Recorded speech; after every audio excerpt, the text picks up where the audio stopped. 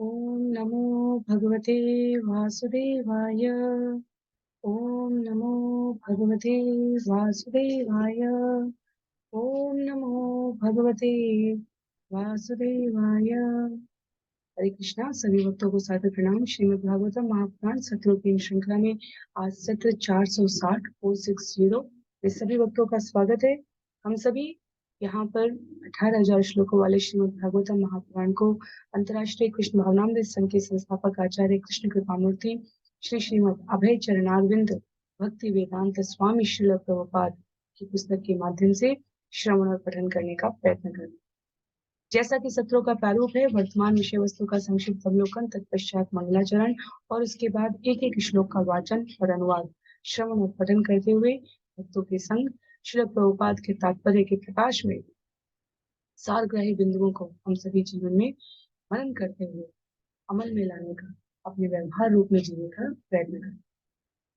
वर्तमान विषय वस्तु के संदर्भ में हम सभी स्कंद 10 अध्याय 2 देवताओं द्वारा गर्भस्थ भगवान श्री कृष्ण की स्तुति, इसका श्रवण और पठन कर रहे हैं। आज के सत्र में इसका भाग 2, संभवतः जो इसका अंतिम भाग होगा अध्याय 2 का, जिसमें 42 श्लोक हैं, उसे श्रवण करेंगे। इस अध्याय की समाप्ति पर स्कंद 10 से समग्र श्लोकों की अब तक के श्रवण की गई संख्या 111 हो जाएगी और पूरे श्रीमद् भागवतम से 8321 हो जाएगी। यदि हमें स्मरण हो, स्कंद 10 अध्याय 1 में विभिन्न कारणों के बारे में चर्चा की गई, जहां माता पृथ्वी द्वारा ब्रह्मा जी से, ब्रह्मा जी द्वारा अन्य देवताओं के संग क्षीर सागर के तट पर जाकर भगवान की स्तुति की गई। भगवान ने ब्रह्मा जी को हृदय से अंतरात्मा की आवाज में निर्देश दिया कि वे शीघ्र ही अवतरित होंगे और समस्त देवी देवता अपने विभिन्न रूपों में, स्वरूपों में भगवान की योजनाओं में भाग लेंगे। इसलिए यदुवंश में, वृष्णि वंश में जन्म लेने वाले अनेक अनेक राजा, ग्वाल बाल, संगी, बंधु बांधव, ये अन्य और कोई नहीं अपितु स्वयं देवी और देवता हैं जो भगवान की लीला में भाग लेने के लिए उपस्थित। देवकी और वसुदेव के विवाह के पश्चात रथ को ले जाते हुए कंस ने जब आकाशवाणी सुनी कि इसी देवकी की 8वीं संतान तुम्हारा वध करेगी, तुम्हारी मृत्यु का कारण बनेगी, तो कंस द्वारा अपनी नवविवाहिता, अपनी प्रिय छोटी बहन का वध करने में संकोच न करने को उद्यत देख वसुदेव द्वारा नीति पूर्वक चातुर्यपूर्ण तरीके से देवकी की रक्षा के लिए कंस को वचन दिया गया कि आप निश्चिंत रहें, मुझसे और देवकी से जो भी संतान होगी वो आपके पास पहुंचा दी जाएगी। अध्याय 2 जब आरंभ होता है, भगवान द्वारा माता योगमाया अपनी शक्ति को निर्देश दिया जाता है कि आप देवकी के गर्भ से 7वें शिशु स्वयं जो मेरे अंश होंगे बलदेव, उनको रोने के गर्भ में स्थापित करें। आप स्वयं यशोदा जो यश देने वाली है सबको, उनके गर्भ में स्थापित हो। मैं देवकी के गर्भ से उत्पन्न होगा और आप माँ यशोदा के। साथ ही साथ ब्रज मंडल में समस्त प्रकार की ऐश्वर्य, वैभव, विलासिता, संपूर्ण तरह आध्यात्मिक ऐश्वर्य के साथ आप अपने आप को सज्जित करें। माता योगमाया को ना केवल यशोदा के गर्भ से जन्म लेने का निर्देश दिया भगवान ने, अपितु ने बताया भौतिक इच्छा कामना रखने वाले सभी लोगों की मनोरथ को पूरा करने वाली आप दुर्गा, काली, चंडिका इत्यादि नामों से विख्यात हैं। ये सब कुछ हमने श्रवण किया था। आज के सत्र में आगे को श्रवण करेंगे। श्रील प्रभुपाद ने श्लोक संख्या 19 के तात्पर्य में एक बहुत महत्व की पंक्ति दी है, जिसे हम लोग मंगलाचरण के बाद श्रवण करते हुए विषय में आगे। नारायणं नमस्कृत्य नरं चैव नरोत्तमं देवीं सरस्वतीं व्यासं ततो जयमुदीरयेत्। शृण्वतां स्वकथा कृष्ण पुण्यश्रवणकीर्तन यद्यन्तस्थो यभद्राणि विदुनोति सुयत्स्यताम्। नष्टप्रायेषु भद्रेषु नित्यं भागवत सेवया भगवत्युत्तमश्लोके भक्तिर्भवति नैष्टिकी। ॐ अज्ञानतिमिरान्धस्य ज्ञानाञ्जनशलाकया चक्षुन्मीलितं येन तस्मै श्रीगुरुवे नमः। मूकं करोति वाचालं पङ्गुं लङ्घयते गिरिं यत्कृपातमहं वन्दे परमानन्दमाधवं। वाञ्छाकल्पतरुभ्यश्च कृपा सिन्धुभ्यैव च पतितानां पावनेभ्यो वैष्णवेभ्यो नमो नमः। जय श्री कृष्ण चैतन्य प्रभु नित्यानंद, श्री अद्वैत गदाधर श्रीवासादि गौर भक्तवृंद। हरे कृष्णा कृष्ण कृष्ण हरे हरे, हरे राम राम राम हरे हरे। हरे कृष्णा कृष्ण कृष्ण हरे हरे, हरे राम राम राम हरे हरे। हरे कृष्णा कृष्ण कृष्ण हरे हरे, हरे राम राम राम हरे हरे। हरे कृष्णा। पुनः सभी भक्तों को सादर प्रणाम। सत्र 460 460 में हम सभी स्कंद 10 अध्याय 2 भाग 2 आरंभ करने जा रहे हैं, जिसका नाम है गर्भस्थ भगवान श्री कृष्ण की देवताओं द्वारा स्तुति। देवताओं द्वारा भगवान श्री कृष्ण की यहाँ स्तुति की गई है, जहाँ पर योग माया को निर्देश देते हुए भगवान स्वयं पहले वसुदेव के मन में स्वयं को प्रकट करते हैं। वसुदेव की तुलना चमकते हुए सूर्य के समान की गई है, और तत्पश्चात माता देवकी वसुदेव के इस ध्यान को दीक्षा के रूप में जैसे गुरु से धारण किया जाता है, शिष्य द्वारा वैसे स्वीकार करते हैं। तो यहाँ पर जैसा मैंने कहा, स्कंद 10 के इस दूसरे अध्याय में भगवान के अवतरण के लिए उन्हें सामान्य स्त्री पुरुष के शरीर जनित संसर्ग से उत्पन्न होने की कोई बाध्यता नहीं है, और इसलिए आचार्य हम सब की मनस्थिति को किसी भी प्रकार के कलुषित, किसी भी प्रकार के भौतिक वातावरण में ना सोचने की ओर प्रवृत्त करते हुए स्पष्ट लिखते हैं, भगवान को देवकी के गर्भ के भीतर रहने की आवश्यकता नहीं थी, क्योंकि देवकी के हृदय में उनकी उपस्थिति ही उनको धारण करने के लिए पर्याप्त थी। तो मैं इस बिंदु को यहाँ इसलिए ला रही हूँ क्योंकि ये स्पष्ट निर्देश है आचार्यों का। यहाँ पर यह सोचने के लिए मना किया गया है कि वसुदेव द्वारा देवकी के गर्भ से कृष्ण उत्पन्न किए गए और वे उन्हें अपने गर्भ में धारण किए गए। तो ये किस अर्थ में कहा जा रहा है? ये इस अर्थ में कहा जा रहा है कि सामान्य स्त्री पुरुष की तरह उन्हें संबंध स्थापित करने की आवश्यकता नहीं थी भगवान के अवतरण के लिए। जैसे प्रामाणिक गुरु द्वारा दीक्षा के माध्यम से हमारे हृदय में उपस्थित परमात्मा को जागृत किए जाने की आवश्यकता होती है, बिल्कुल उसी तरह भगवान वसुदेव के हृदय में जो सत्यनिष्ठ आचरण करते हैं उपस्थित होते हैं, और उनके द्वारा माता देवकी के हृदय में उस ध्यान का स्थानांतरण किया गया। स्पष्ट पंक्ति है श्रील प्रभुपाद की यहाँ पर, अपनी पूर्ण शक्तियों समेत भगवान का नित्य रूप वसुदेव के मन से देवकी के मन में उसी तरह स्थानांतरण किया गया, जिस तरह डूबते सूर्य की किरणें पूर्व में उदय होने वाले चंद्रमा में स्थानांतरित हो जाती हैं। भगवान कृष्ण वसुदेव के शरीर से देवकी के शरीर में प्रविष्ट हुए, वे सामान्य जीव की परिस्थितियों से परे थे। ये स्पष्टता होनी चाहिए। और आरंभ करते हैं आज के सत्र को। श्लोक संख्या मैं प्रस्तुत करती हूँ। जिनके पास पुस्तक है वो पुस्तकों का प्रयोग करेंगे, अन्य सभी की सुविधा के लिए मैं स्क्रीन पर यहाँ श्लोक दूंगी। स्कंद 10 अध्याय 2 श्लोक संख्या 21। किमद्य तस्मिन् करणीयमाशु मे यदर्थतन्त्रो न विहन्ति विक्रमम् स्त्रिया सुस्वर्गोरुमत्यावधूयम् यशश्रियं हन्त्यनुकालमायो। कंस ने सोचा, अब मुझे क्या करना चाहिए?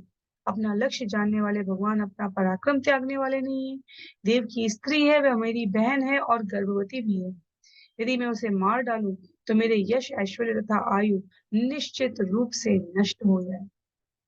तो बहुत महत्व की बात है यहाँ पर।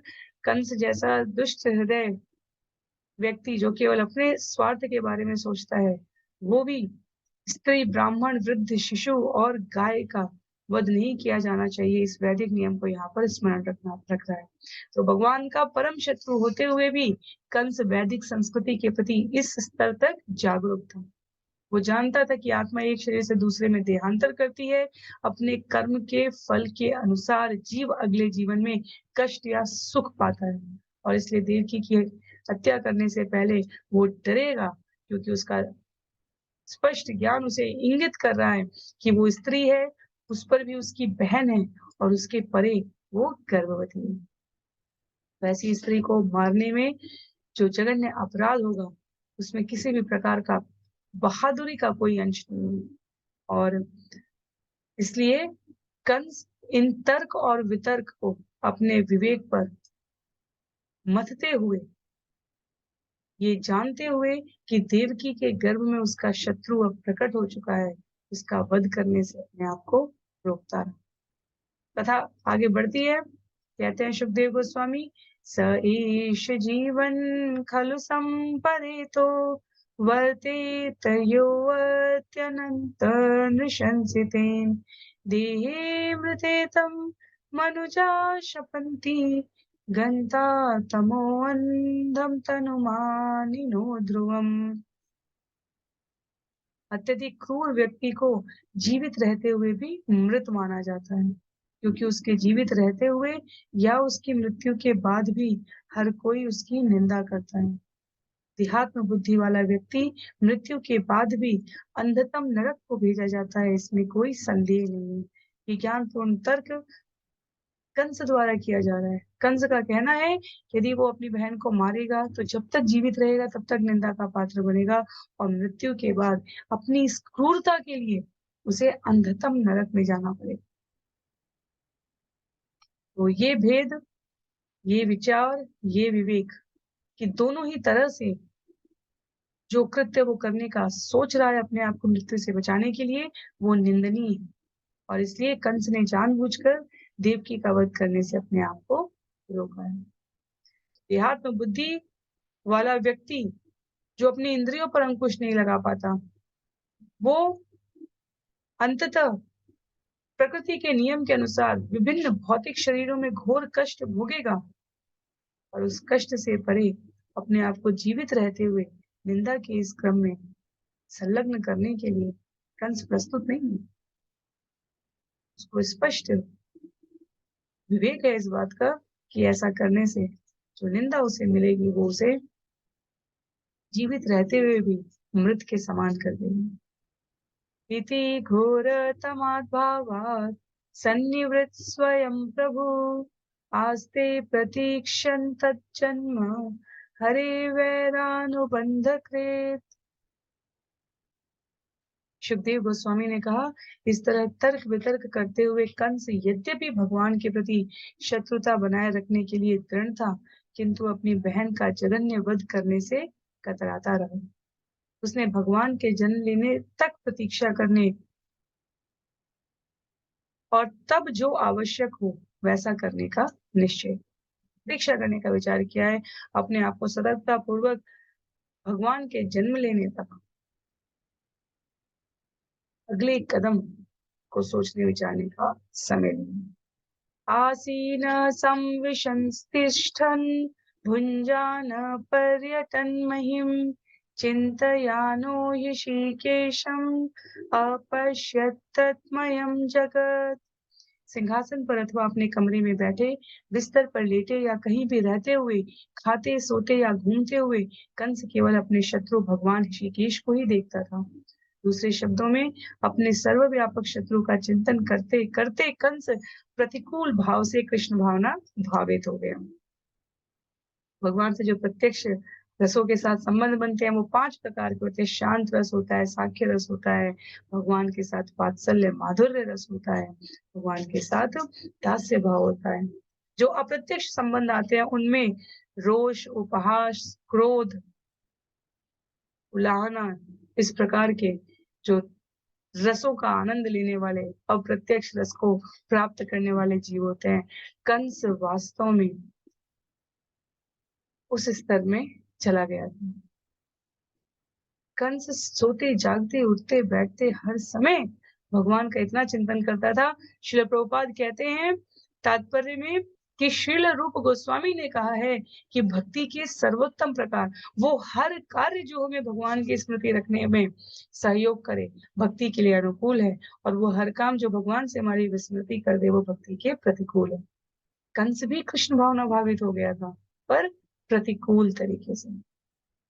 कृष्ण भावनामृत में निमग्न रहते हुए भी उसका कृष्ण भावनामृत उसके जीवन के अनुकूल न था। यदि कृष्ण भावनामृत का जीवन में अनुशीलन कर लिया जाए अनुकूलता पूर्वक, तो वो इतना सुखमय हो सकता है कि कैवल्य सुखम, अर्थात इससे अधिक लाभकारी जीव को कुछ और नहीं लगता।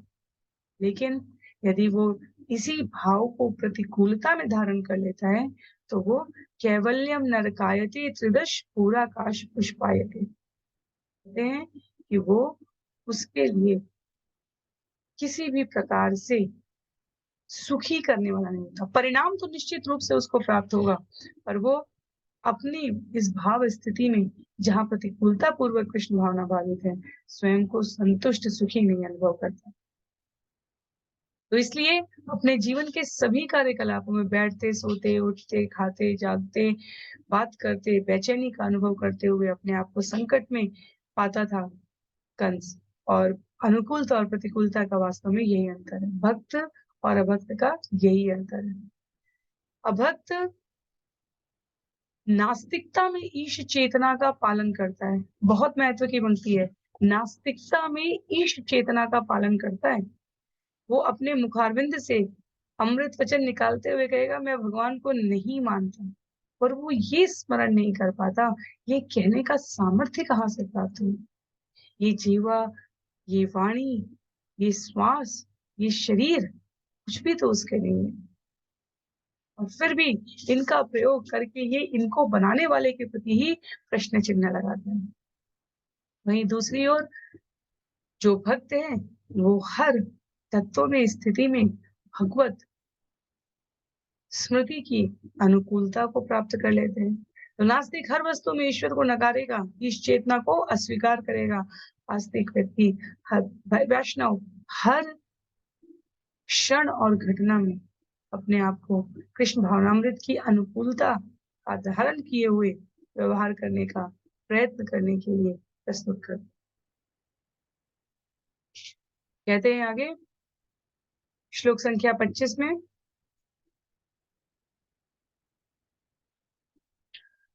ब्रह्मा भवश्च तत्रत्य मुनिभिः नारदादिभिः देवैः सानुचरैः साकं गिरिभिः वृषणमैडयन्। ब्रह्मा जी तथा शिव जी नारद देवल तथा व्यास जैसे महामुनियों एवं इंद्र चंद्र तथा वरुण जैसे देवताओं के साथ अदृश्य रूप में देवकी के कक्ष में पहुंचे, जहां सबों ने मिलकर वरदायक भगवान को प्रसन्न करने के लिए सादर स्तुतियां की।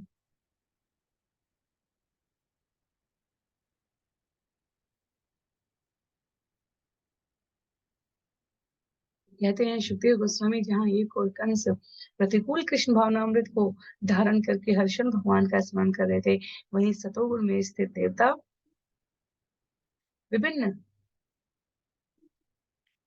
मनीषियों के साथ ऋषिगण आचार्यों के साथ अन्य देवताओं के साथ अदृश्य रूप में देवकी के कक्ष में पहुंचे।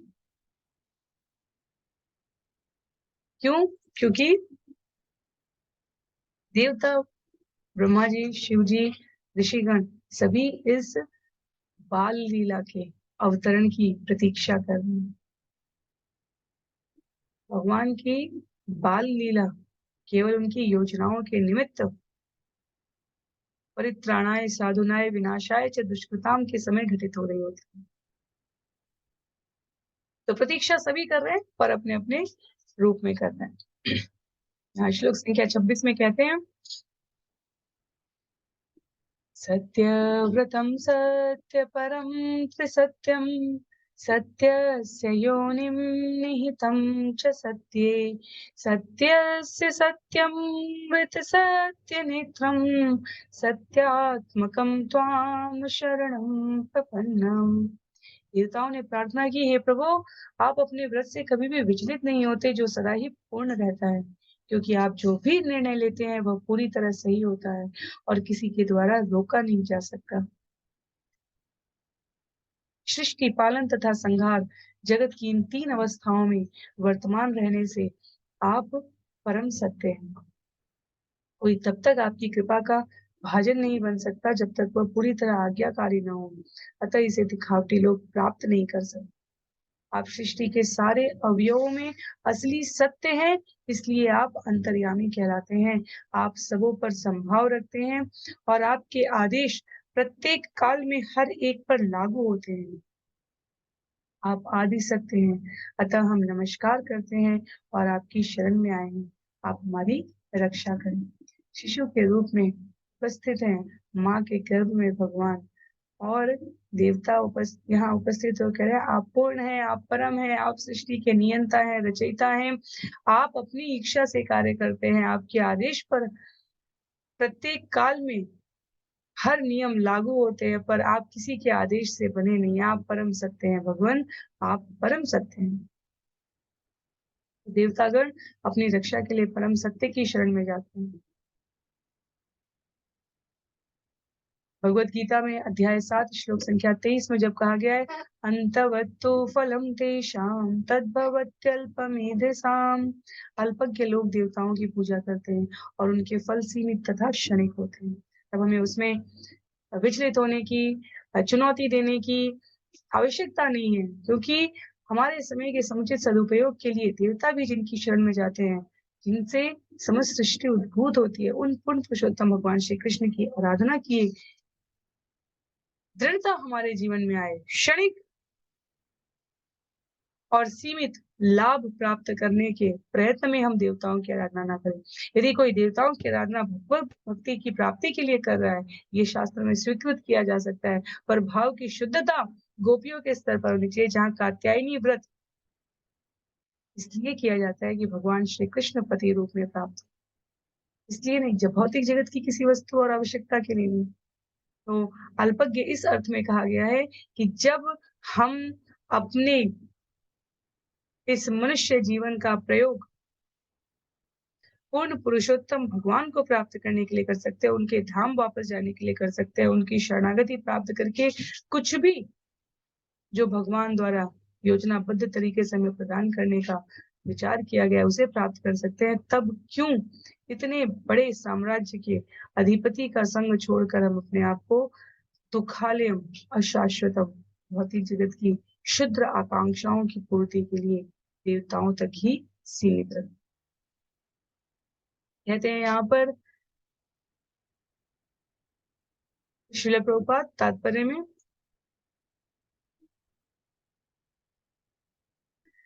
सकृदेव प्रपन्नो यस्तवास्मीति च याचते अभयं सर्वदा तस्मै अददाम्येत अप्रतम मम। यदि कोई निष्ठा पूर्वक यह कहकर मेरी शरण में आता है कि हे प्रभु, आज से मैं आपकी शरण में हूँ, तो मैं उसे सदैव सुरक्षा प्रदान करता हूँ। ये मेरा व्रत है। और ये विषय कहाँ से लाया गया है? रामायण युद्ध कांड 18.33 से उद्धृत किया भगवान ने। जो एक बार ये कहकर मेरी शरण में आता है कि भगवान मैं आपका हूँ, भगवान उसे सुरक्षा प्रदान करते हैं। तो भगवान ने विभीषण को सुरक्षा प्रदान की है। ये संभवतः विषय जहाँ अभयम शरणागति की बात आती है, वहां अवश्य प्रयोग होता है। तो सत्य की खोज में रहने वाला हर व्यक्ति जो दार्शनिकता से अपने आप को ओतप्रोत समझता हो, उसे ये विचार कभी भी अरुचिकर नहीं लगेगा कि देवताओं की पूजा करने वालों को अत्यल्प बुद्धि वाला क्यों कहा गया। जैसे कोई छोटा बच्चा अपनी स्वयं की मिठाई की, चॉकलेट की, टॉफी की, जिस भी जो चीजें उसे पसंद हो, वो अपनी स्वयं की दुकान का मालिक होते हुए भी, पिता की दुकान हो, परिवार की दुकान हो, केवल एक टॉफी के लिए अत्यधिक श्रम करे, प्रयास करे, अनेकानेक नियमों का, भौतिक जगत के बंधनों का पालन करके उस एक टॉफी को प्रदान करे, जबकि वो पूरे दुकान का मालिक हो सकता है क्योंकि वो उसे परंपरा में प्राप्त है। जी, हम सभी भगवत धाम के निवासी हैं। कालांतर में हम अपनी इच्छाओं के वशीभूत होकर स्वयं को तुष्ट करने के भाव को धारण किए और विभिन्न योनियों में भ्रमण कर रहे हैं, जहां हम पूरे ब्रह्मांड के रचयिता के शरणागति पार्षद सखा सेवक होकर सब कुछ अनायास ही प्राप्त कर सकते हैं। वहां केवल किंचित भौतिक उपलब्धि के लिए देवताओं की पूजा करने में कोई श्रेष्ठता नहीं है, इसलिए अल्पज्ञ कहा गया। विषय स्पष्ट रहना चाहिए, सापेक्षिक रूप से नहीं, अपितु मूल भाव में क्यों कहा जा रहा है, किसके लिए कहा जा रहा है।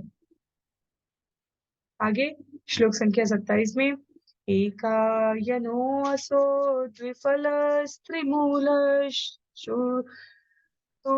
रस पंचविध षडात्मा सप्तत्वदष्ट विटपो नवाक्षो दश शदी द्वि खगो यादिवृक्ष।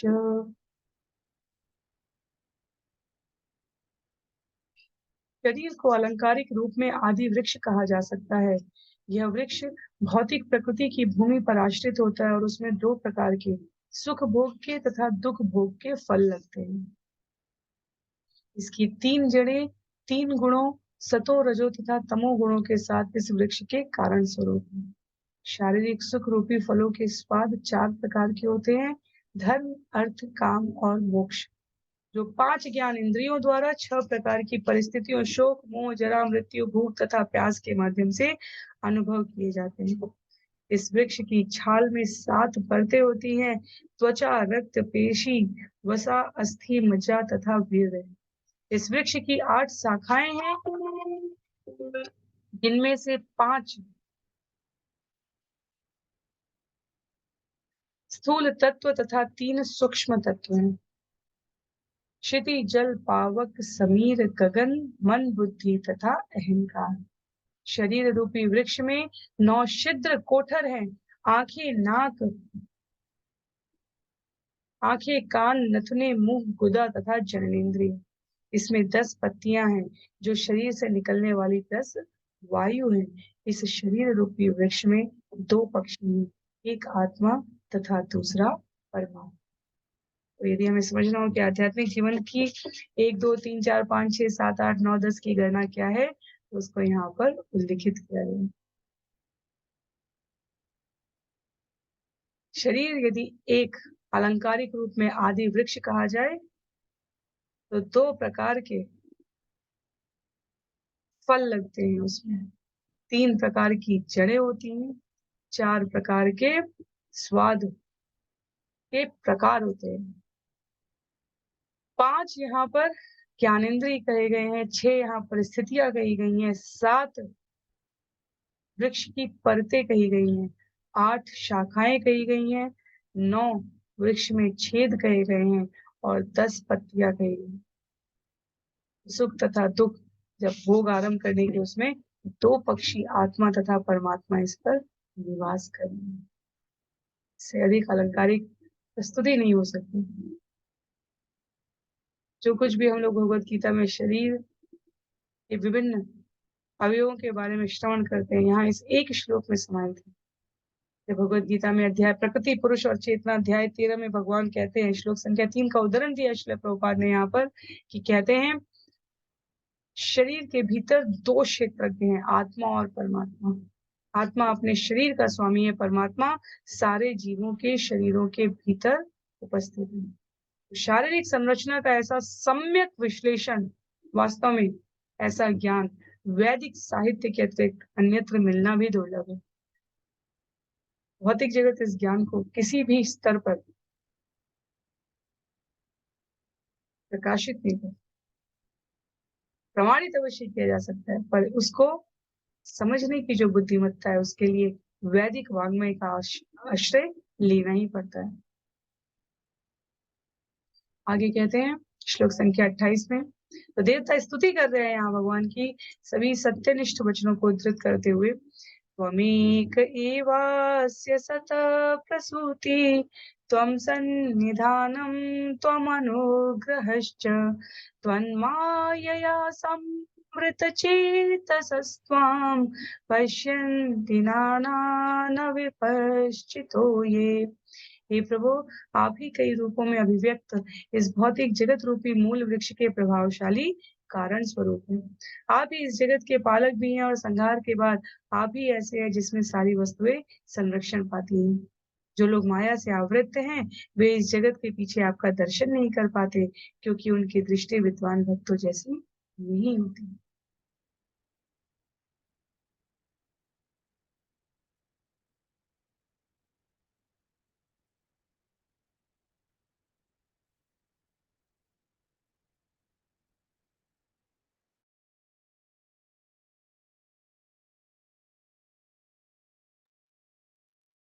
देवता देवता स्पष्ट करते हैं, जो हम श्रवण करते हैं सृष्टि के आरंभ से सृष्टि के अंत तक, सृजन करने वाले, पालन करने वाले और संहार करने वाले आप अपने अनेकानेक अभिव्यक्त रूपों में समस्त रचनाओं के कारण स्वरूप हैं। तत्व बुद्धि से यदि हम देखें तो इसमें किसी भी प्रकार का संशय नहीं किया जाता। इस जगत में रहने वाले अपनी बुद्धिमत्ता का कथित रूप से सर्वश्रेष्ठ प्रयोग करने वाले मनुष्य अनेकानेक रचनाएं कर सकते हैं, पर उन रचनाओं के लिए जो मूल सामग्री प्राप्त होती है वो एकमात्र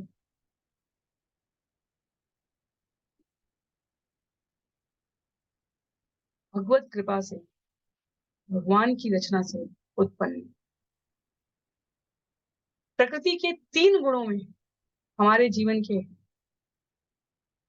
समस्त कार्य और विचार प्रभावित कर देने का सामर्थ्य है, और जो इनसे प्रभावित है वे इस दर्शन को श्रवण करेंगे नहीं, श्रवण करेंगे तो समझेंगे नहीं, समझेंगे नहीं तो उस पर दृढ़ता पूर्वक आचरण पालन करने का भी प्रयत्न नहीं। विद्वानों की दृष्टि में ये भेद, ये माया का प्रभाव पूर्णतः स्पष्ट होता है।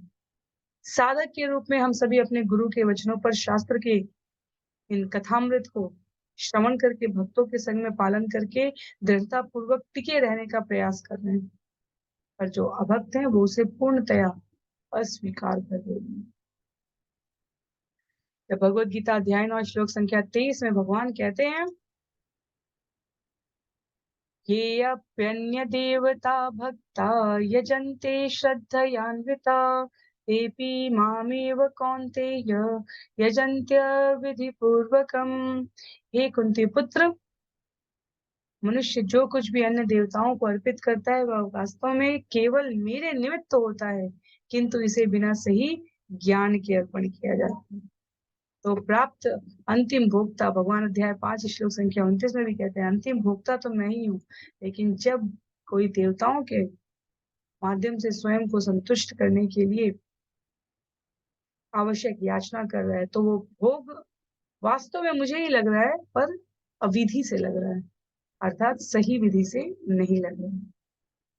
मनुष्य जीवन के आदर्श सिद्धांत में माम एकम शरणम व्रजम, भगवान कहते हैं कि विविध स्वरूपों से अपने आप को परे करते हुए केवल भगवान में ध्यान एकाग्र करके उन्हीं की पूजना करें, क्योंकि हर वस्तु के असली स्रोत स्वयं भगवान है। देवता कहते हैं ये परम सत्य है और हमें इस पर पूर्णतया आचरण करना चाहिए।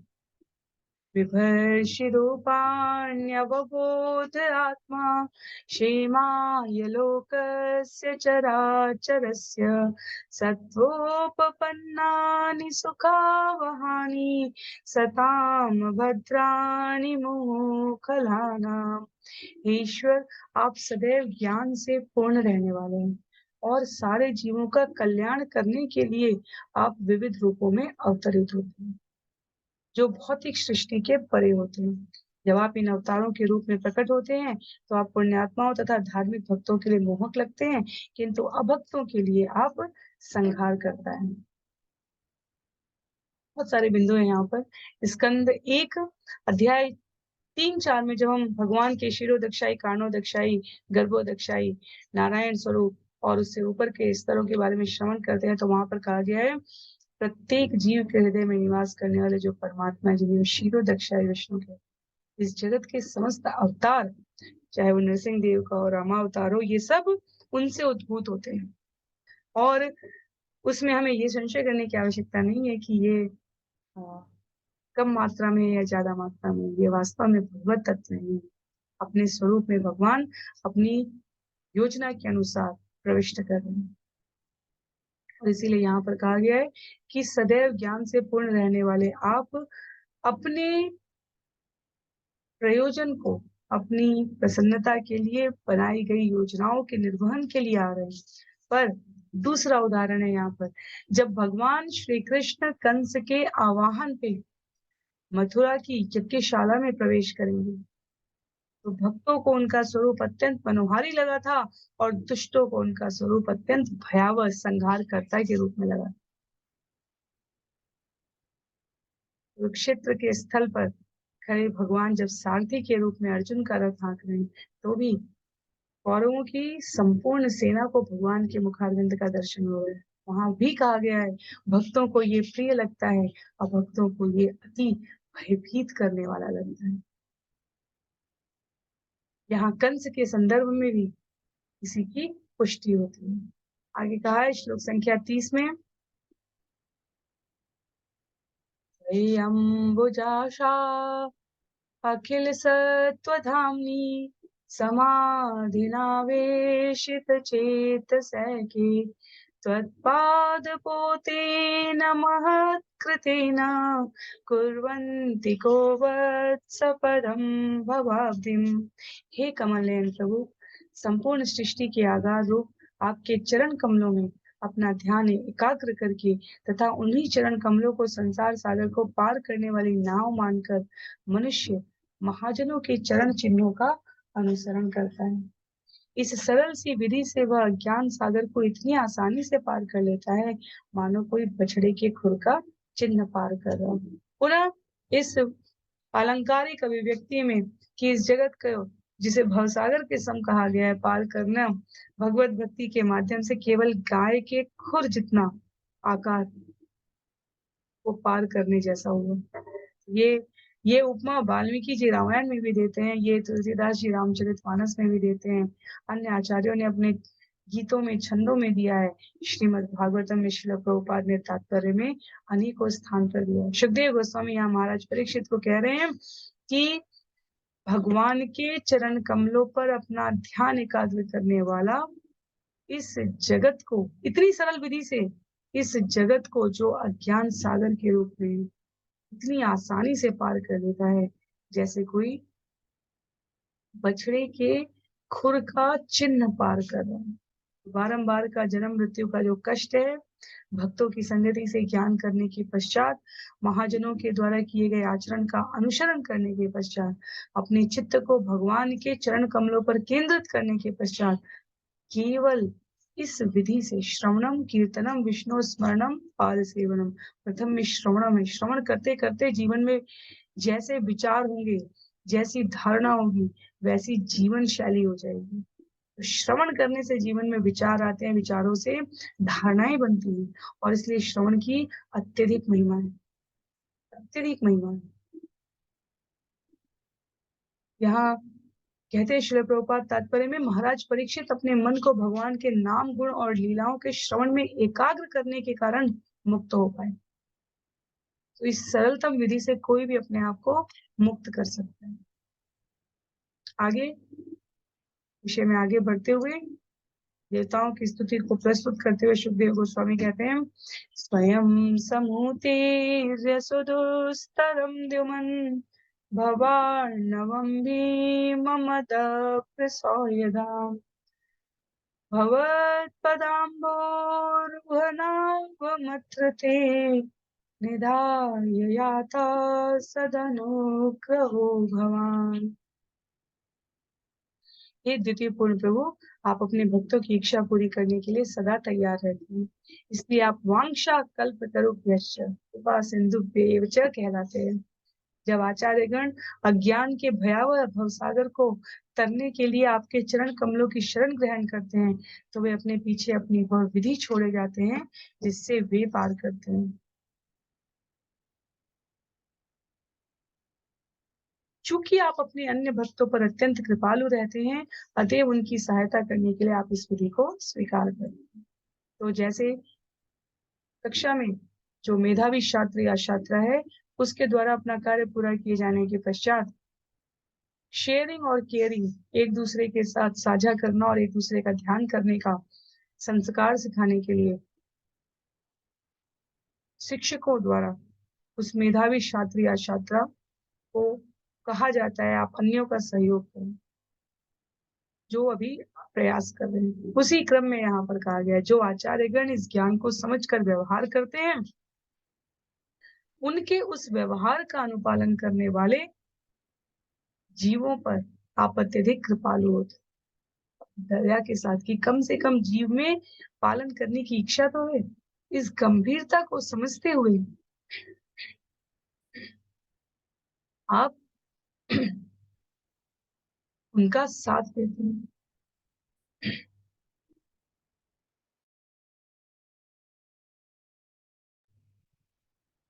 आप उनको अपने चरणों में संलग्न करते हैं।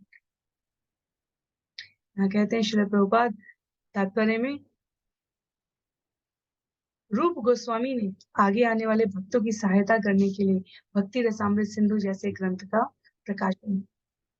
अन्य आचार्यों का भी कर्तव्य है कि वे भावी पात्रों को भक्ति करने में सहायता प्रदान करने के लिए आवश्यक पुस्तकें प्रकाशित करें, जिससे समय की उपलब्धता के अनुसार जीव परमेश्वर की कृपा से भगवत धाम को वापस जा सके। और फिर श्रील प्रभुपाद तात्पर्य में कृष्ण भावनामृत आंदोलन की इस मार्ग की प्रस्तुति करते हुए कहते हैं कि भक्तों को ये इस्कॉन का अंतर्राष्ट्रीय कृष्ण भावनामृत संघ का ये आंदोलन स्वीकार करते समय 4 प्रकार के पाप कर्मों से बचने की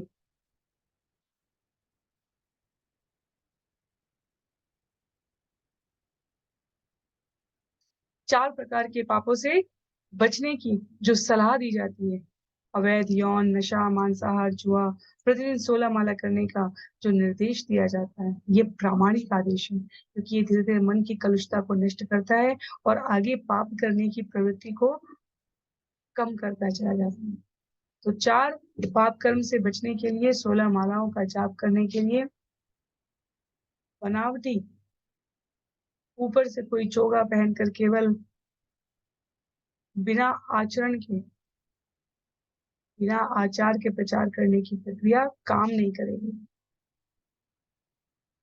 कहते हैं श्रील प्रभुपाद यहाँ पर, भगवत कृपा से गंतव्य तक पहुंचने के लिए पालनकर्ता को इस विधि का दृढ़ता से पालन करना चाहिए, क्योंकि ये संप्रदाय द्वारा जो स्वीकृत है वो सीधे नारद मुनि से प्रसारित होते हुए आगे बढ़ रहा है।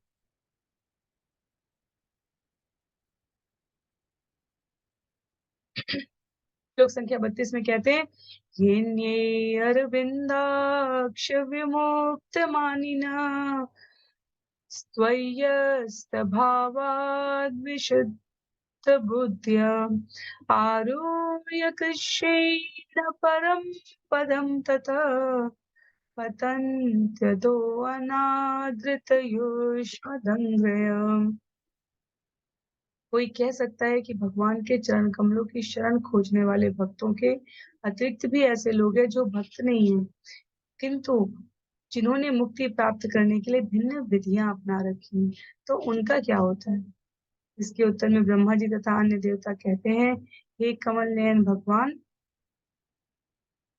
भले ही कठिन तपस्याओं से परम पद प्राप्त करने वाले अभक्तगण अपने को मुक्त हुआ मान ले, किंतु उनकी बुद्धि अशुद्ध रहती है। वे कल्पित श्रेष्ठता के अपने पद से नीचे गिर जाते हैं, क्योंकि उनके मन में आपके चरण कमलों के प्रति कोई श्रद्धा भाव नहीं होता। तो कई बार हमें ऐसा लग सकता है कि कुछ ऐसे हैं जो इन नियमों का पालन नहीं कर रहे हैं, तथापि अपने व्यवहार में सज्जनता, सदाशयता, करुणा, दया दिखा रहे हैं, तो उनका क्या परिणाम होता है? भगवद गीता में स्पष्ट रूप से कहा गया है कि अपने गुण, कर्म और स्वभाव के अनुसार व्यवहार करने वाला जीव भगवान का प्रिय होता है। यदि कोई भगवान का भक्त है, अधूरे तरीक बनने का प्रयास कर रहा है, भक्त है या बनने का प्रयास कर रहा है और अधूरे तरीके से अपने आप को पूर्णता के साथ अभी इन नियमों में संलग्न नहीं किया पर निरंतर प्रगतिशील बने रहने का विचार कर रहा है, वो उनसे श्रेष्ठतर कहा गया है, जो अशुद्ध बुद्धि को धारण करते हैं। कहने का अभिप्राय है कि ऊपर से दिखने में, जीवन में भिन्न विधियां भगवत प्राप्ति का द्योतक अवश्य लगे ऐसे व्यक्तियों के जीवन में, पर वे अपने आप को यदि भगवान के चरण कमलों में श्रद्धा प्राप्त करने के लिए प्रस्तुत नहीं करते हैं, अर्थात उनकी भगवान के चरण कमलों में कोई विशेष श्रद्धा नहीं है, केवल अवसर विशेष पर स्मरण कर लिया और तत्पश्चात अपनी इंद्रिय तृप्ति में संलग्न हो गए, वे अंततः भगवत धाम को, भगवान शरणागति को प्राप्त नहीं करते। वे इस भौतिक जगत में जन्म तथा मृत्यु के लिए वापस लौटते आते हैं। कहते हैं आगे श्रील प्रभुपाद सुंदर श्लोक दिए हैं यहाँ पर भगवत गीता के। अपनी सुविधा के अनुसार सभी से मेरा निवेदन है कि इनको पठन करने का भी प्रयास करें। जो श्लोक पुनः पुनः पुनः नियमित श्रोताओं द्वारा अलग अलग स्थानों पर श्रवण किया गया, उनको संकलित करके श्रील प्रभुपाद विषय की सार्थकता को हमारे मस्तिष्क में दृढ़ कर देते हैं। अंतिम कुछ पंक्तियों में कह रहे हैं कि जो वास्तव में भगवान का भक्त बन चुका है वो कैसा व्यवहार करता है?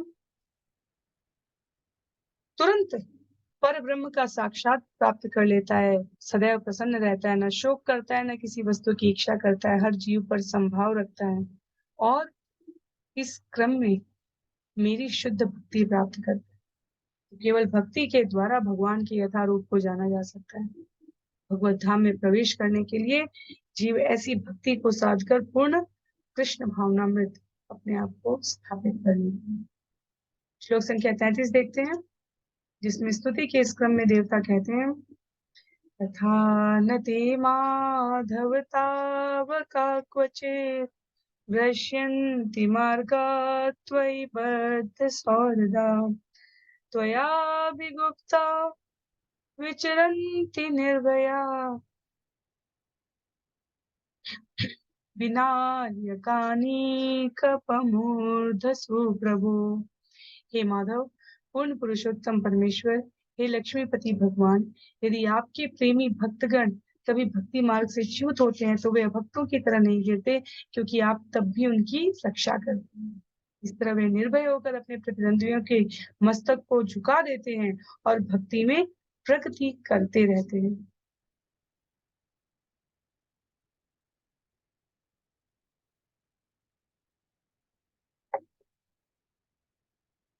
कहते हैं यहाँ पे सुखदेव गोस्वामी, सामान्यतः भक्त का पतन नहीं होता, पर यदि कभी अवसर प्रतिकूल हो जाए और अभक्तों की तरह उनका व्यवहार, उनके जीवन का परिणाम भी आए, तो भी उनकी रक्षा आप स्वयं करते हैं। भगवान का ये आश्वासन है कि यदि सामान्यतया कभी पतन नहीं होगा भक्त का, लेकिन यदि ऐसा हो भी जाए तो भगवान उनकी प्रबल अनुरक्ति के कारण सभी परिस्थितियों में उन्हें संरक्षण प्रदान कर।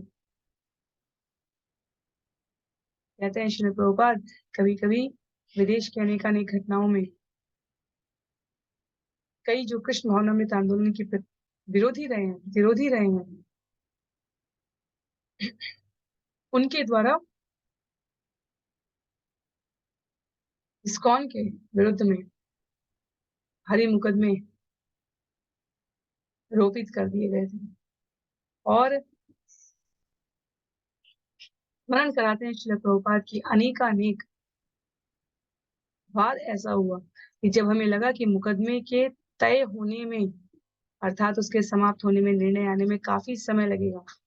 पर भगवान भक्त की रक्षा ऐसा किए कि ऐसे अवसर भी आए हैं जब आशा के विपरीत एक दिन में ही मुकदमा जीता जा चुका है। तो जो मुकदमा सालों साल चल सकता था, भगवान के संरक्षण के कारण एक दिन में ही तय हो गया। क्यों? क्योंकि अध्याय 9 श्लोक संख्या 31 में जब भगवान कहते हैं, कौन्तेय प्रतिजानीहि न मे भक्त प्रणश्यति।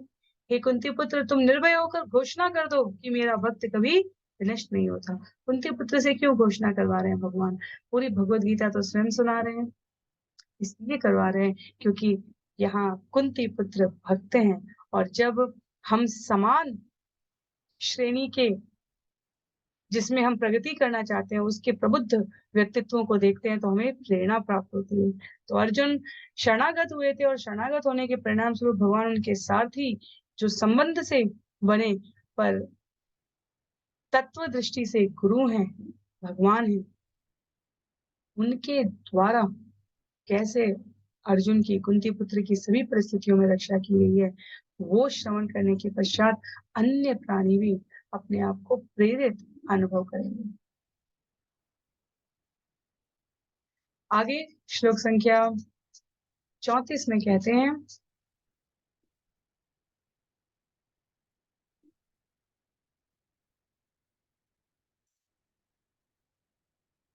सत्वं विशुद्धं श्रयते भवान् स्थितो शरीरिणां श्रेय उपायनं वपु वेद क्रिया योग तप समाधिभिः तवार्हणं येन जनः समीहते।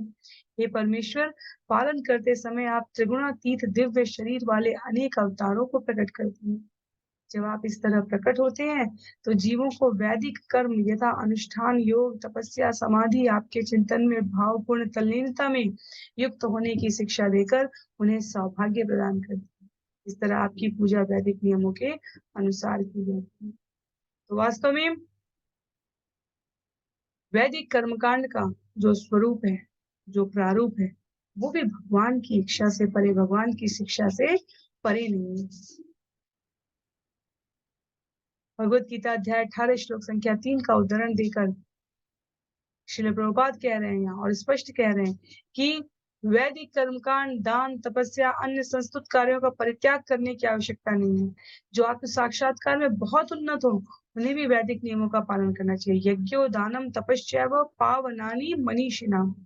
निम्नतम अवस्था में भी कर्मियों को सलाह दी जाती है कि वे भगवान के निमित्त कार्य करें, क्योंकि दोनों ही प्रकार से अत्यधिक भगवत अनुरक्त जीव और विमुख जीव इस प्रक्रिया में अपने आप को भगवान की समीपता का अनुभव कर आगामी यात्रा के प्रति सचेष्ट रहकर व्यवहार कर पाते। आगे कह रहे श्लोक संख्या 35 में,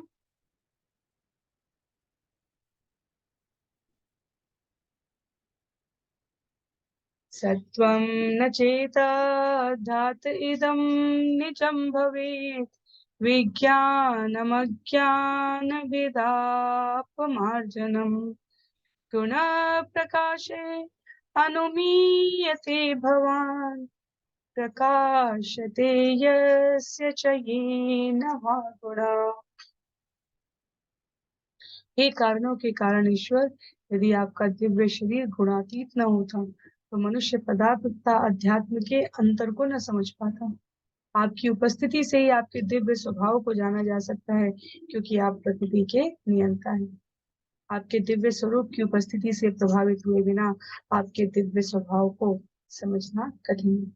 पहले हमें निकटता चाहिए, समीपता चाहिए, हमें मूल ज्ञान की पृष्ठभूमि चाहिए। परिणाम जब करने में हमारी रुचि तब आएगी जब हम उस महात्मा से परिचित हो। किसी व्यक्ति, वस्तु, स्थिति का महत्व समझने के पश्चात हमारी रुचि और अरुचि निर्धारित हो जाती है। तो हरि नाम का महात्म्य समझने के पश्चात, भगवान की मनुज रूप में लीला अवतार करने की उपस्थिति का प्रयोजन समझने के पश्चात जीव अपने आप को दिव्य अवस्था में पाता है। दिव्य आध्यात्मिक अवस्था में। तो कहते हैं यहाँ पर देवता अपनी स्तुति में कि यदि भगवान का शरीर गुणातीत न होता तो पदार्थ और आध्यात्म के अंतर को समझना कठिन हो जाता है। कहने का अभिप्राय है, जितना दिखता जीव केवल उसी को सर्वश्रेष्ठ मानता है, पर आधारभूत धारण करने वाले अपने स्वरूप में भगवान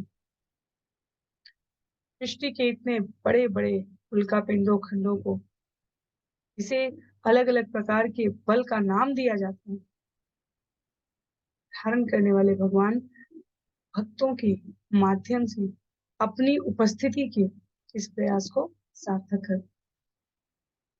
आगे सुंदर तात्पर्य यहाँ पर श्रील प्रभुपाद के प्रत्येक देवताओं द्वारा की गई स्तुति का तात्पर्य बहुत विस्तार पूर्वक लिखा गया है। तो एक एक श्लोक जो हम यहाँ श्रवण कर रहे हैं उसको कई कई पृष्ठों में श्रील प्रभुपाद तात्पर्य में बता रहे हैं। और इस तात्पर्य को कहाँ से व्यक्त कर रहे हैं, लिखते हैं श्रील प्रभुपाद, मनुष्य को प्रश्न करने के लिए इतना सामान्य बोध होना चाहिए, यदि कृष्ण या राम काल्पनिक होते तो श्रीधर स्वामी, रूप गोस्वामी, सनातन गोस्वामी, वीर राघव, विजय ध्वज, वल्लभाचार्य जैसे प्रकांड विद्वान एवं गणमान्य आचार्य श्रीमद् भागवतम का भाष्य लिखने तथा कृष्ण के विषय में रचना करने में इतना समय क्यों गवाते। और ये सत्य है, जिनके नाम यहाँ पर लिखे हुए हैं उन्होंने इन रचनाओं के द्वारा कभी अपने लिए किसी भौतिक उपलब्धि की प्राप्ति का अनुरोध नहीं किया है, आवश्यकता ही नहीं रही। जितनी संतुष्टि, शांति और सुखमय जीवन जीने की इनकी कथाएं हमने श्रवण की और प्रामाणिक रूप से, क्योंकि ये निकट भूतकाल की कथाएं हैं, उस 500,000 वर्ष पहले और उससे पहले का इतिहास भी हमारे पास संरक्षित ही है। तो ऐसा नहीं है कि इनके जीवन में कभी आज भगवान की स्तुति कर ली, कल भगवान से बैर पाल लिया, विरोध कर लिया, उनके बारे में अपशब्द करने लगे, ऐसा हुआ। वे सभी संतुष्ट रहे, सच्चिदानंद को वो जीवन में अनुभव किए, और इसलिए कहा गया ये सब कुछ बिना किसी भौतिक प्रयोजन के वो क्यों करेंगे, क्योंकि वो इसके दिव्य आध्यात्मिक स्वरूप से परिचित हैं। इसलिए इन कथाओं का स्मरण और श्रवण अत्यंत आवश्यक। श्लोक संख्या 36 में कहते हैं, न नाम रूपे गुण जन्म कर्म भी निरूपितव्ये तव तस्य साक्षिणाम् मनोवचोभ्यामनुमेयवर्त्मनो देव क्रियायां प्रकीयन्त्यथापि। हे परमेश्वर, आपके दिव्य नाम तथा स्वरूप का उन व्यक्तियों को पता नहीं लग पाता, मात्र जो केवल कल्पना के मार्ग पर चिंतन करते हैं। आपके नाम, रूप तथा गुणों का केवल भक्ति द्वारा ही पता लगाया जा सकता है।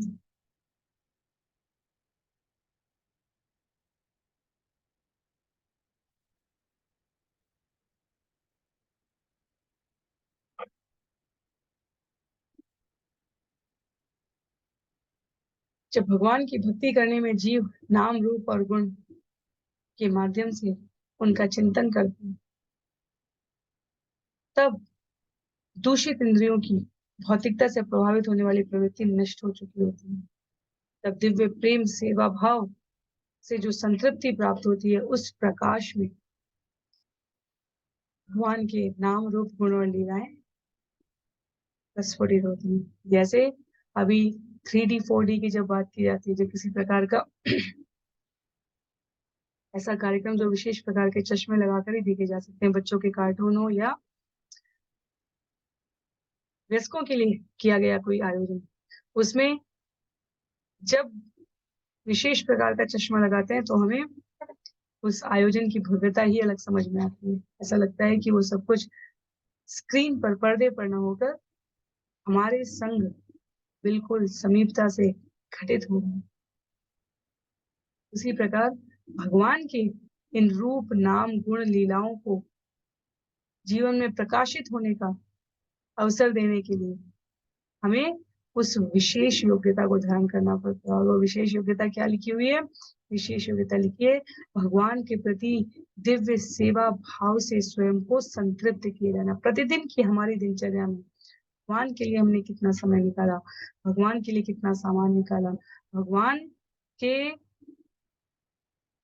द्वारा प्राप्त सुख सुविधाओं के लिए हम कितना उनके प्रति कृतज्ञता ज्ञापित करते हैं। ये सारे बिंदु बहुत महत्व के होते हैं हमारी भगवत भक्ति की इस यात्रा में आगे बढ़ने के लिए।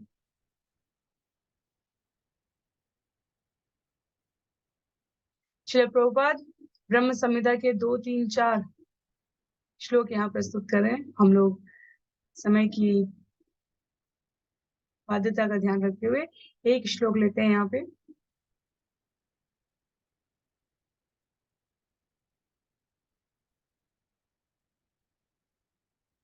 पीडुं क्वणन्तमरविन्ददलायताक्षम् ब्रह्मबर्हावतं समसिताम्बुदसुन्दराङ्गम् कन्दर्पकोटिकमनीयविशेषशोभम् गोविन्दमादिपुरुषं तमहं भजामि। कहते हैं ब्रह्मा जी स्वयं मैं आदि भगवान गोविंद की पूजा करता हूँ जो दिव्य बांसुरी का वादन करते हैं। उनके नेत्र कमल पुष्पों के समान है, वे मोर पंखों से सुशोभित है और उनका वर्ण स्वच्छ श्यामल बादलों के समान है। उनका यह स्वरूप करोड़ों कामदेवों को लजाने वाला है। भगवान का यह सौंदर्य उन भक्तों के द्वारा देखा जाता है जो उनसे प्रेम करते हैं, वे भक्त जिनकी आंखों में भगवत प्रेम रूपी अंजन लगा रहता है।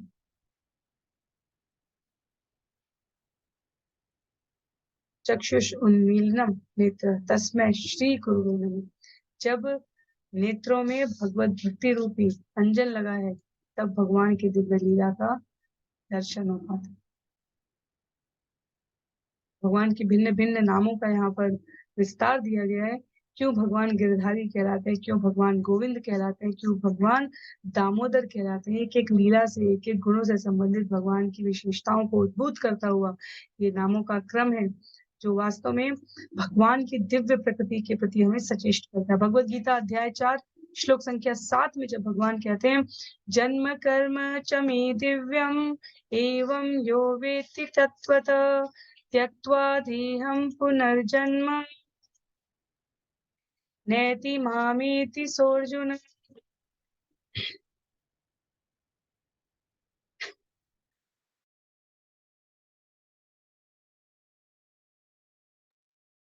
कहते हैं श्रील प्रभुपाद, हे अर्जुन, जो मेरे प्राकट्य तथा कर्मों की दिव्य प्रकृति को जानता है वह इस शरीर को त्यागने के बाद इस भौतिक जगत में पुनः जन्म नहीं लेता, अभी तो मेरे दिव्य धाम को प्राप्त हो जाता है। भगवान ने घोषणा की है, अर्जुन से घोषणा करवाते हैं, कह दो मेरे भक्तों से कि जो मेरी चरण में उनका कभी कोई नुकसान कोई नाश नहीं हो सकता।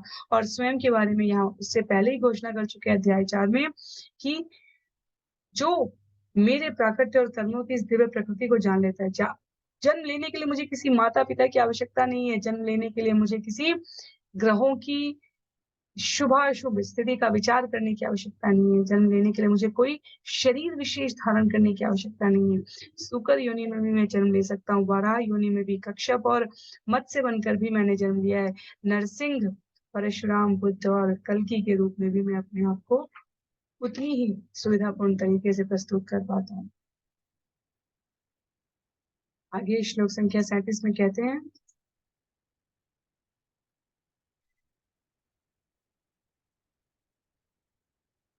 शृण्वन् गृह्णन् संस्मरयंश्च चिन्तयन् नामानि रूपाणि च मङ्गलानि ते क्रियासु यस्त्वच्चरणारविन्द्यो आवेष्टचेतान भवाय कल्पते।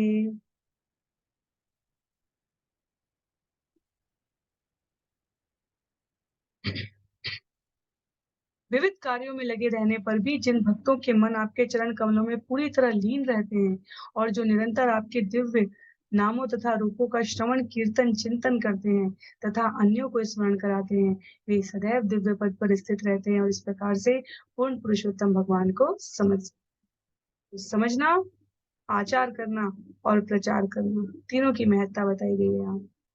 भक्ति योग को किस तरीके से अभ्यास करें हम जीवन में, मन से, वचन से, कर्म से भगवान की सेवा में अपने समर्पित जीवन को जिस भी स्थिति में हम हों बद्ध न रहकर बुद्ध रहने का प्रयास करना।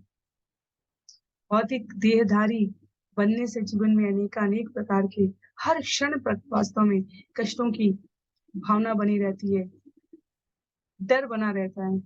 पर जैसे ही भगवान के भक्तों के चरणारविंद का आचरण करके हम अपना जीवन यापन करने लग जाते हैं,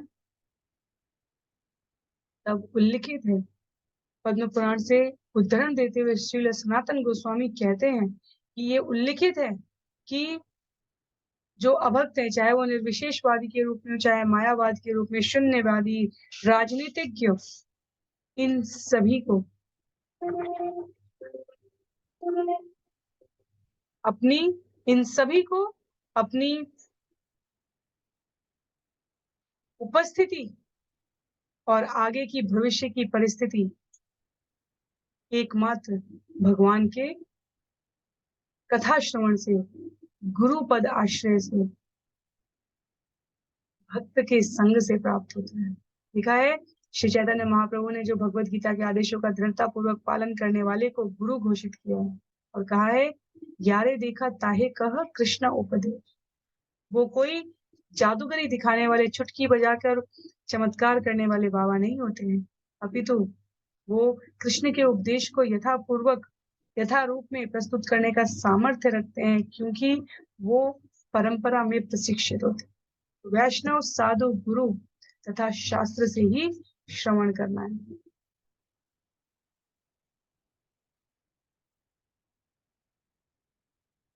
स्क्रीन शेयर करने का प्रयास करते हुए श्रील प्रभुपाद ने प्रत्येक श्लोक के लिए बहुत विस्तार पूर्वक यहाँ तात्पर्य प्रस्तुत किए। कहते हैं, श्री गुरु पदाश्रय, शुद्ध भक्त के चरण कमलों की शरण खोजनी चाहिए, क्योंकि वही गुरु बन सकता है। और कौन है गुरु? जो भगवत गीता के आदेशों का दृढ़ता पूर्वक पालन करता है। जहां देखिए वहां कृष्ण उपदेश कर रहा है। वो कोई मदारी, जादूगर या वावदूत नहीं होता। गुरु वो है जो भगवत गीता प्रस्तुत करे कृष्ण के उपदेश को यथारूप में। इसलिए पुनः श्रवण की महत्ता यहाँ पर बताते हैं। आगे श्लोक संख्या 38 में कह रहे हैं,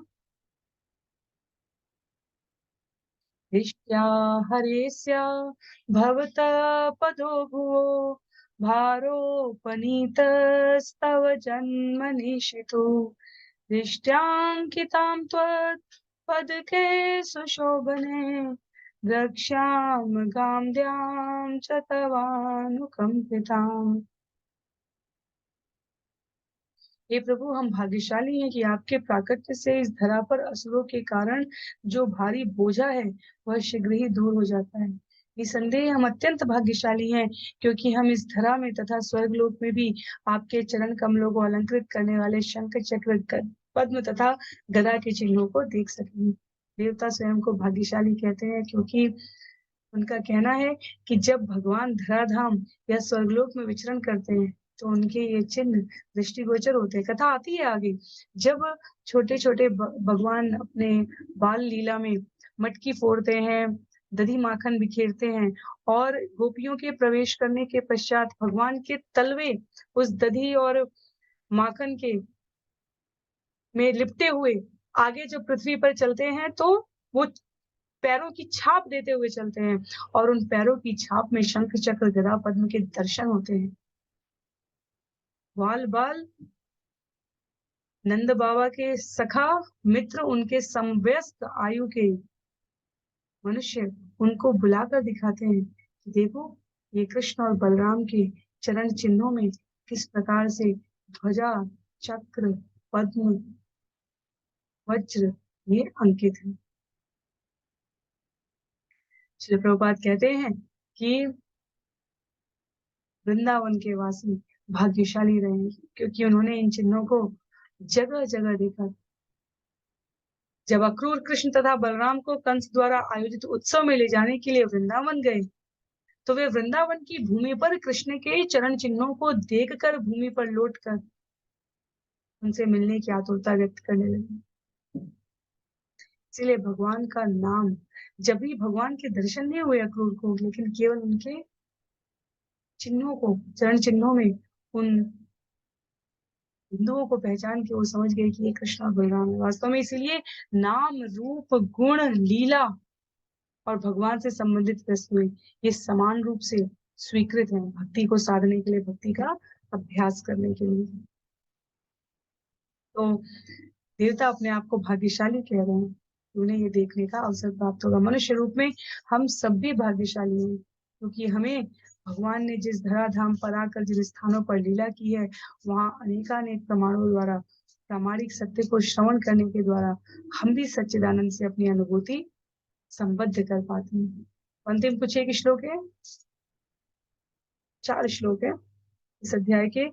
न ते भवस्येष भवस्य कारणं विना विनोदं बत तर्कयामहे।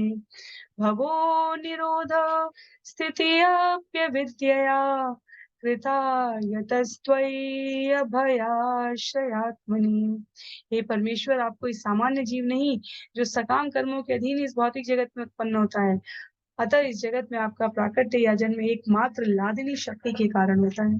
इसी तरह आपके अंश रूप सारे जीवों के कष्टों यथा जन्म, मृत्यु तथा जरा का कोई दूसरा कारण नहीं, सिवाय इसके कि ये सभी आपकी बहिरंगा शक्ति द्वारा संचालित होते हैं। तो सृष्टि भौतिक रूप से भगवान की बहिरंगा शक्ति से संचालित हो रही है, और अपनी लीलाओं को संपादित करने के लिए भगवान लादिनी शक्ति का आश्रय, माध्यम ले रहे हैं। उनको निर्देश करें। बहिरंगा से निर्देश किया गया है भौतिक जगत संचालित करने का, अंतरंगा से आध्यात्मिक जगत संचालित हो रहा है। तो जब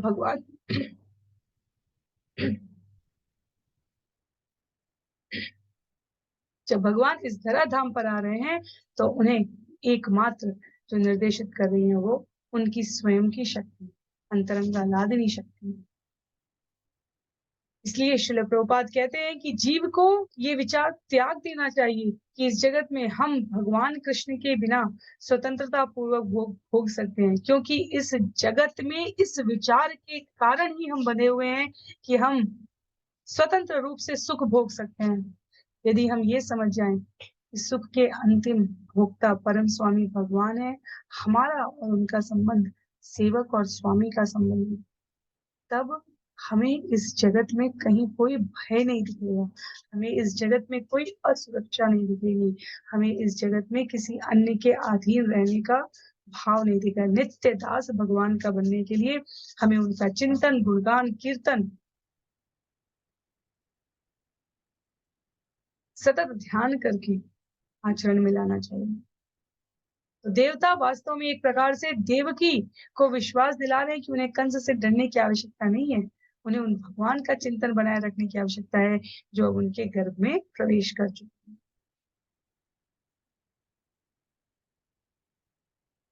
मत्स्याश्वकक्षप नृसिंह वराह हंस राजन्य विप्र विबुधेषु कृतावतार त्वं पासि न त्रिभुवनं च यथाधुनीश भारं भुवोहर यदुत्तम वन्दनं ते। मत्स्याश्वकक्षप नृसिंह वराह हंस राजन्य विप्र विबुधेषु कृतावतार त्वं पासि न त्रिभुवनं च यथाधुनीश भारं भुवो हर यदुत्तम वंदनम ते। हे परम नियंता, आप इसके पूर्व अपनी कृपा से सारे विश्व की रक्षा करने के लिए मत्स्य, अश्व, कश्यप, नृसिंहदेव, वराह, हंस, भगवान रामचंद्र, परशुराम का तथा देवताओं में से वामन के रूप में अवतरण ले चुके हैं। अब आप इस संसार का उत्पाद कम करके अपनी कृपा से पुनः हमारी रक्षा करें। हे यदुश्रेष्ठ कृष्ण, हम आपको सादर नमस्कार करते हैं। देवता यहाँ नमस्कार करते हुए स्तुति दे रहे हैं कि हम आपको आदेश नहीं दे रहे हैं, हम आपसे प्रार्थना कर रहे हैं, हम आपको केवल नमस्कार कर रहे हैं। आप अपनी इच्छा में स्वतंत्र हैं, पर हमारा ये अनुरोध स्वीकार करें। कहते हैं श्लोक संख्या 41 में,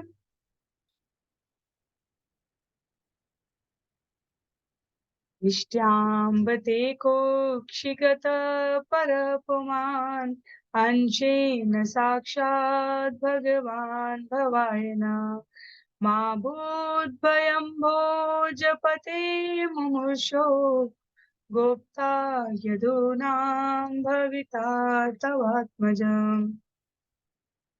हे माता देवकी, आपके तथा हमारे सौभाग्य से भगवान अपने सभी श्वांशों यथा बलदेव समेत अब आपके गर्भ में है।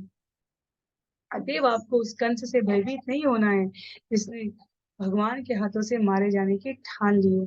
आपका शाश्वत पुत्र कृष्ण सारे यदुवंश का रक्षक होगा। तो यहाँ पर ये स्पष्ट पता चलता है कि जब देवता स्तुति कर रहे थे, उन्होंने अप्रकट रूप से स्वयं को प्रवेश कराया था, पर माता देवकी को उनका परिचय प्राप्त हो गया। तो देवताओं को माता देवकी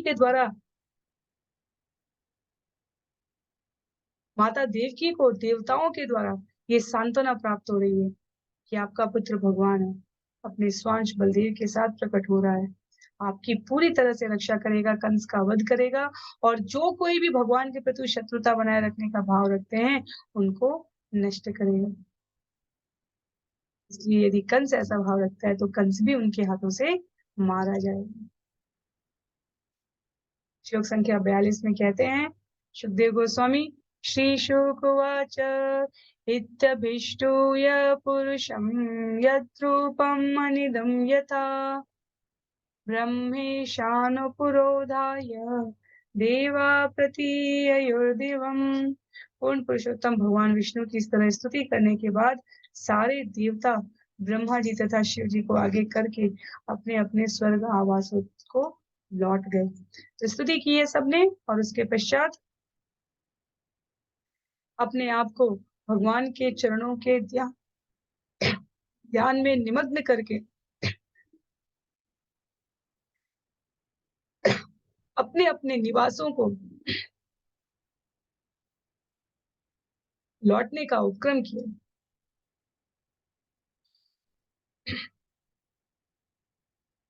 इस अध्याय का अंतिम श्लोक है ये।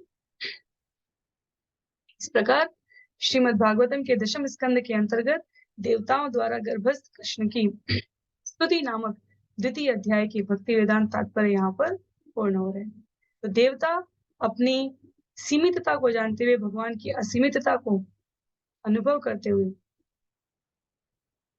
ब्रह्मा जी की अगुवाई में जैसे भगवान से प्रार्थना किए थे, वैसे ही यहाँ पर उनकी अगुवाई में भगवान के प्रति प्रार्थना निवेदित करके अपने अपने स्थानों को लौट जाए। आगे की कथा हम सभी अगले सत्र में स्कंद 10 अध्याय 3 के माध्यम से, जहाँ भगवान श्री कृष्ण का जन्म हो रहा है, श्रवण करेंगे। आज के लिए सत्र को यहीं पर समाप्त करते हैं। श्रील प्रभुपाद की जय, श्रील गुरुदेव की जय, अनंत कोटि वैष्णव वृंद की जय, श्रीमद् भागवतम महापुराण की जय। हरे कृष्ण।